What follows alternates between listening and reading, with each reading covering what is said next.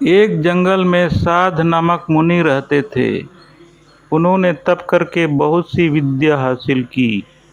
एक दिन ध्यान लगाने के बाद जब उनकी आंखें खुली तो उनके हाथ में आसमान से एक गिलहरी आ गिरी। वह गिलहरी खून से लथपथ थी, क्योंकि वो चील के पंजों से छूटकर मुनि के हाथ में आ गिरी थी। गिलहरी मौत के डर से कांप रही थी। मुनि को उसके ऊपर दया आ गई। उन्होंने सोचा, क्यों ना इसे अपनी विद्या से अपनी बेटी बना लूं। मेरी पत्नी कब से संतान प्राप्ति की चाह रख रही है, लेकिन उसके भाग्य में संतान है ही नहीं। अब यह बात बताकर उसे दुखी करने की जगह कुछ साल इस गिलहरी को ही बेटी बनाकर उसे सौंप देता हूँ। इतना सोचते ही मुनि ने एक मंत्र पढ़कर गिलहरी को एक छोटी सी बच्ची बना दिया।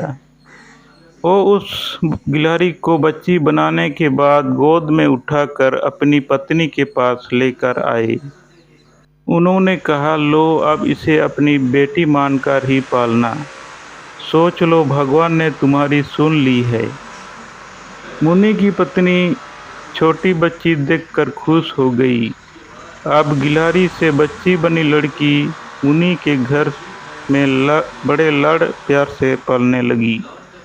मुनि की पत्नी ने कुछ दिनों बाद बच्ची का नाम वेदांता रखा। मुनि और मुनि की पत्नी दोनों ने बड़े प्यार से वेदांता को पाला। मुनि को बहुत खुशी थी कि उसकी पत्नी को अपनी ममता लुटाने के लिए एक बेटी मिल गई। कुछ समय के बाद उसकी परवरिश में मुनि भूल ही गए कि वो एक गिलहरी है। वेदांता को मुनि ने अच्छी पढ़ाई लिखाई करवाई। देखते ही देखते वेदांता 16 साल की हो गई। अब मुनि की पत्नी को अपनी सुंदर बेटी की शादी करवाने की चिंता होने लगी। उन्होंने यह बात मुनि से की। अपनी बेटी की तरफ देखते हुए मुनि को भी लगा कि इसका अब विवाह हो जाना चाहिए। मुनि ने अपनी पत्नी से कहा कि तुम चिंता मत करो, मैं इसके लिए योग्य वर ढूंढ लूँगा। मुनि को लगा कि मेरी बेटी बहुत सुंदर है और उसकी शिक्षा दीक्षा भी अच्छी हुई है, इसलिए उन्होंने अपनी सिद्धि से सूर्य देवता को पुकारा।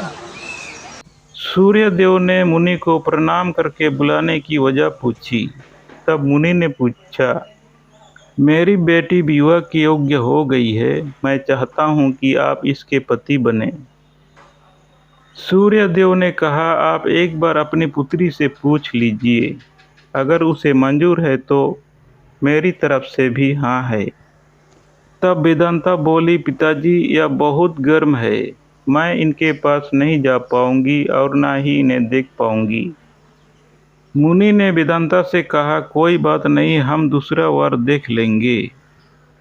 तभी सूर्य देव ने कहा, हे मुनिवर, मुझसे श्रेष्ठ बादल है, आप उनसे बात कीजिए, वह मेरे प्रकाश को भी ढक देते हैं। मुनि ने अब बादल को याद किया। बादल गरजते हुए मुनि के पास पहुँचे और उन्हें नमस्कार किया। इस बार मुनि ने सीधे वेदांता से पूछा, क्या तुम्हें यह वर पसंद है? वेदांता ने जवाब दिया, पिताजी मेरा रंग गोरा है और इसका काला, हमारी जोड़ी अच्छी नहीं लगेगी। तब बादल ने मुनि से कहा, आप पवन देव को बुलाइए, वे मुझसे श्रेष्ठ हैं। उनमें मुझे उड़ाकर इधर से उधर ले जाने की ताकत है। अब मुनि ने पवन देव का स्मरण किया।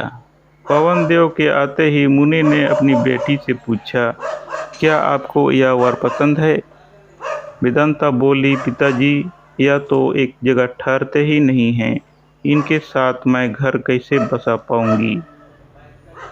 इस बार मुनि ने पवन देव से पूछा, मुझे अपनी पुत्री के लिए वर की तलाश है, आप बताइए कि आपसे श्रेष्ठ कौन है?